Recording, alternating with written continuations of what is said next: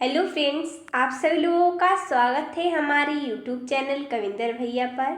तो आज हम देखेंगे कक्षा 8 का हिंदी प्रज्ञा यूपी बोर्ड का पाठ 19।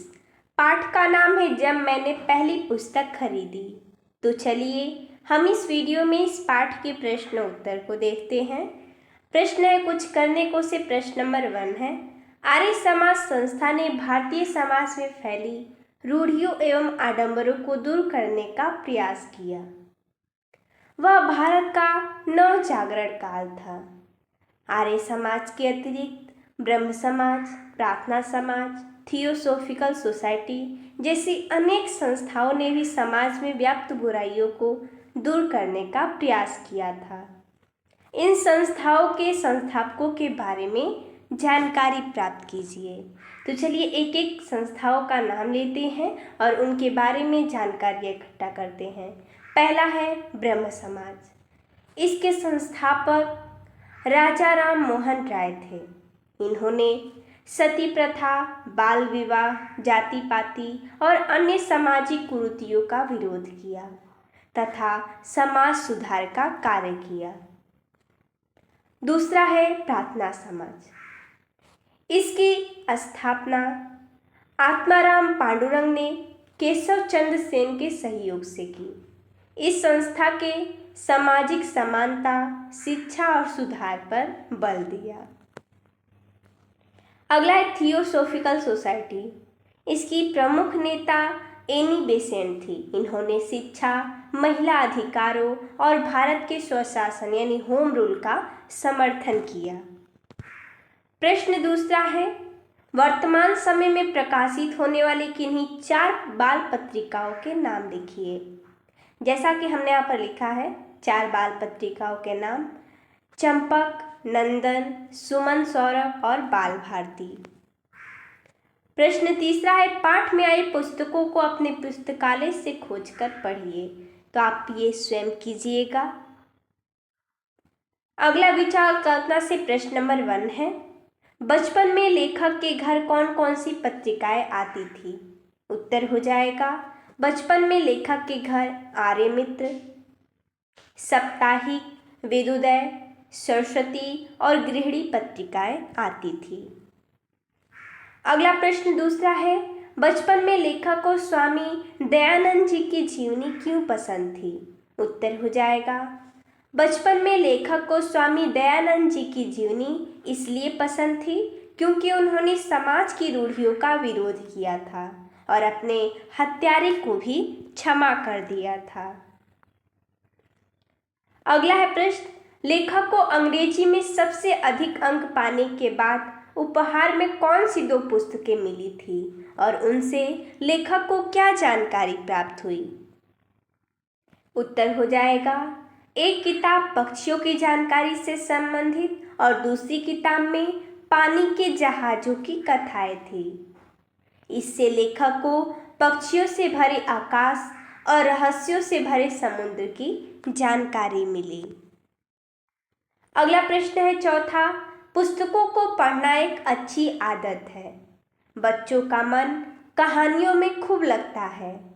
आजकल दूसरी भाषाओं के उपन्यास और कहानियों के अनुवाद भी उपलब्ध हैं। नीचे लिखी पुस्तकों के लेखकों के नाम बताइए। पुस्तक का नाम है आनंद मठ, लेखक है बंकिम चंद्र चटर्जी। पुस्तक है अन्ना कैरेनिना, लेखक है टॉलस्टॉय।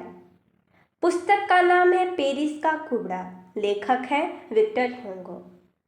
पुस्तक है मदर, लेखक का नाम है मैक्सिम गोर्की। पुस्तक का नाम है विचित्र वीर, लेखक है सरवारिच।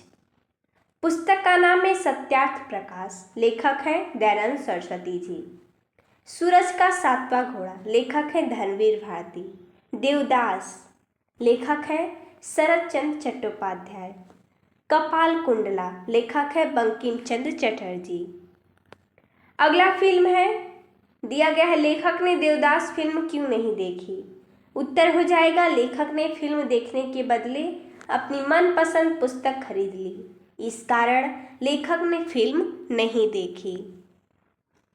अगला है, क्या आपने कोई फिल्म देखी है।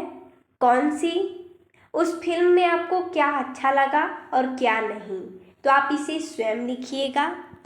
अगला भाषा की बात से प्रश्न नंबर 1 है, वेदोदय तथा दुर्गेश शब्द क्रमशः वेद धन उदय तथा दुर्ग धन ईश की संधि से बने हैं। इसी प्रकार निम्नलिखित शब्दों का संधि विच्छेद कीजिए।